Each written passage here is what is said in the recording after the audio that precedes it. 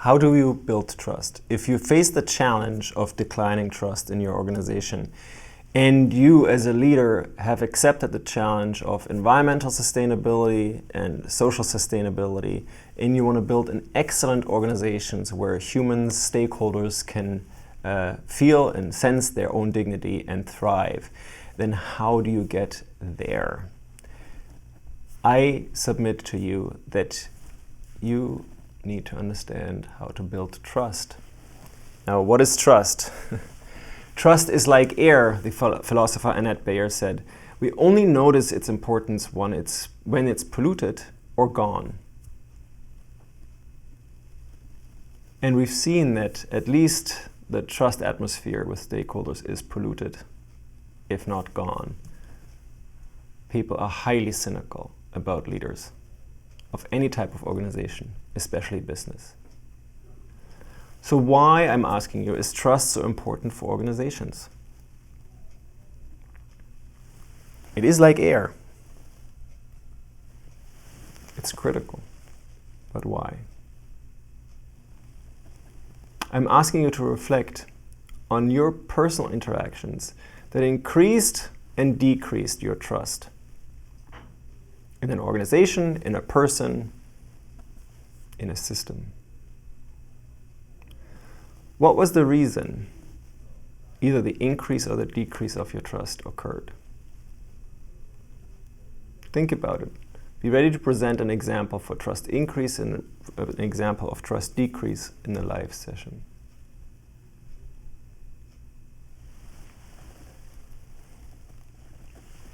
Which type of organizations do you trust the most? Is it banks? Is it multinational corporations, hospitals, NGOs, the United Nations, the army, local government, national government, small businesses, churches? Why do you answer the way that you answer? When I ask my students, they oftentimes say they trust most small businesses and local government, maybe NGOs, maybe the army. Rarely banks, rarely multinational corporations.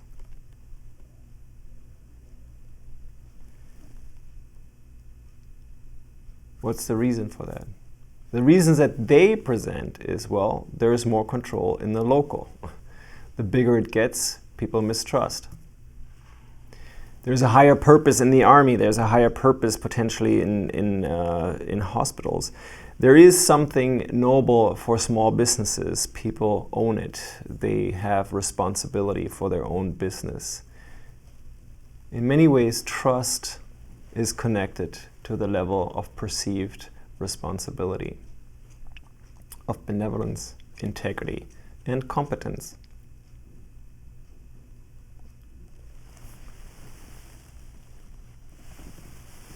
What are friends of trust? What are enemies of trust? One critical element that we have seen as pervasive in organizations is the value of integrity and the lack of it.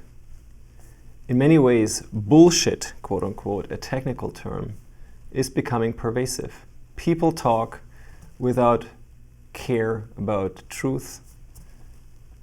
They talk to get some kind of opportunistic goal achieved. You can see this in the political domain. You can see this in the business domain. In many ways, some of my students are suggesting that business school is basically just a school of rhetoric, a school where you learn how to bullshit. They might be exaggerating.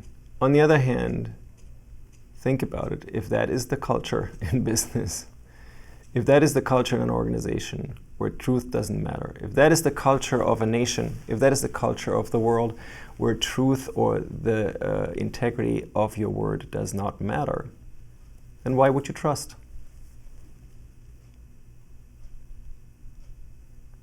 So the enemies of trust are also the friends of trust.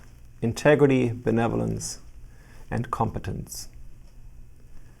however you can establish integrity, honor your word, however you can establish a system of care and concern, however you develop competence in areas that are relevant. That's how you can build trust. Let's look at an organization that you may or may not be so familiar with anymore. It's eBay. Let me explain it a little bit.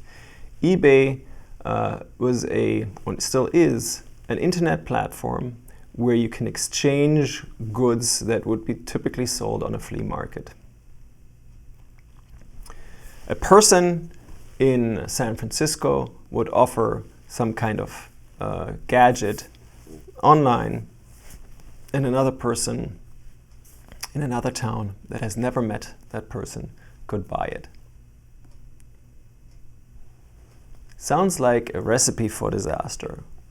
How would people that don't know each other actually interact with success? Why would eBay as a platform become successful? It turns out there were principles that people that started eBay were basing their work on, and one of them was trust. One of the biggest elements that we have found what builds trust is to trust. Let me repeat this. The easiest way to build trust is to trust.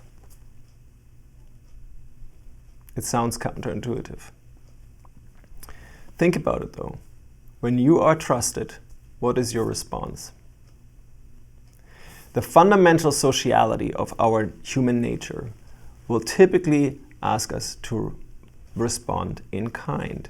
When I'm trusted, I respond with trust. If I'm mistrusted, I respond with mistrust. Is it possible that most organizations at this point mistrust their employees, their customers, the citizens that they're with? Possibly.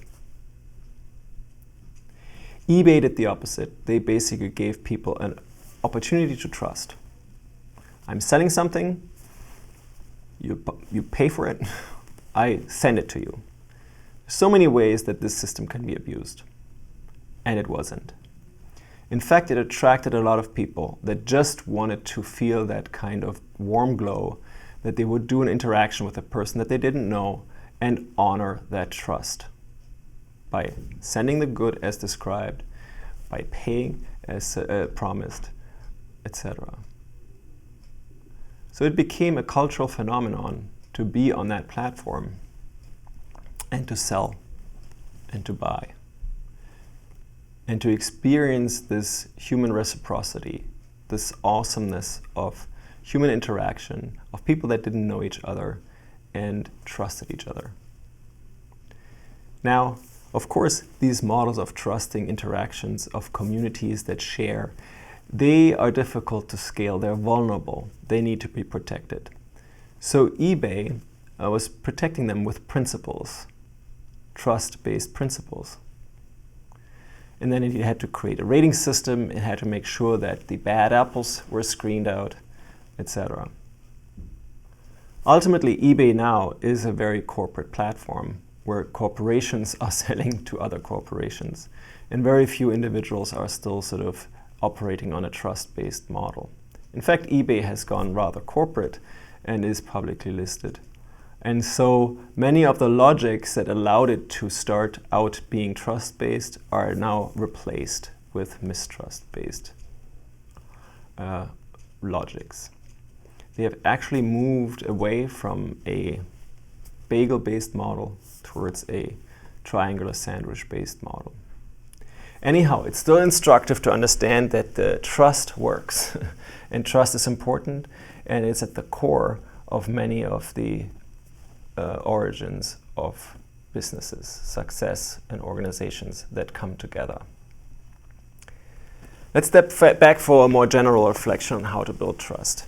We have, as I said before, these stories and narratives going on in our head, and these theories that help us look at things.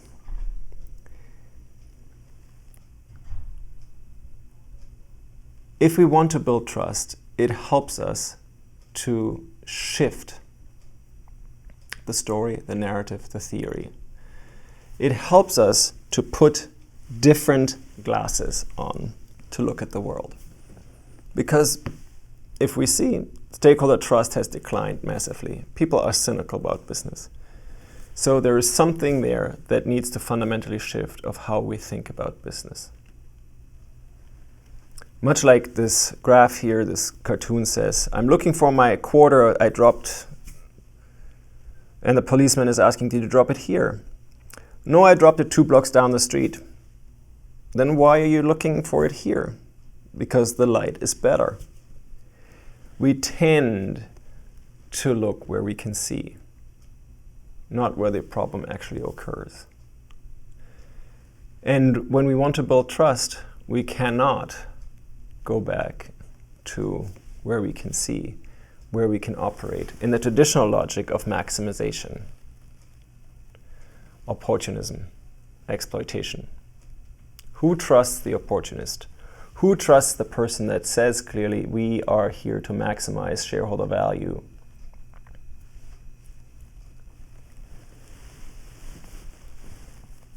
Larry Fink, who is depicted here, is a massive investor. And he says, we need to build trust. CEOs need to build more trust with their communities. And he is asking CEOs to think about how they are currently operating and how they need to shift from this kind of model where basically trust is given and accorded because responsibility is seen as maximization, to a model where responsibility is seen as establishing and getting humanity back into a safe and just operating zone, a higher purpose, a benevolent model that has integrity, where people, CEOs, and other leaders are competent enough to be trusted. This is a different mindset. And leading that organization that actually deserves trust, that is trusting in some way, requires a shift again, away from this operating logic of maximization to one of where you protect dignity and you promote well-being. You apply practical wisdom to innovate, to get away from this cost-benefit logic that involves any proposition that allows for growth, where you can only sort of become more responsible and trusted by having laws and constraints and norms constrain you, to one where you intrinsically want to pursue an impact logic, where the reduction of the planetary impacts and the protection and restoration of dignity of your stakeholders is what you aspire to do. This is what the United Nations SDG agenda is asking organizations and government leaders to contribute to. So it's a responsibility that comes from inside out. It's a fundamental shift in terms of how you organize and how you build trust. You can say you can build trust by honoring the dignity of people, by trusting them, by balancing their 4 drives, by providing enough, by creating community, by creating meaning, and by allowing people to feel safe. When that balance is struck, people typically trust.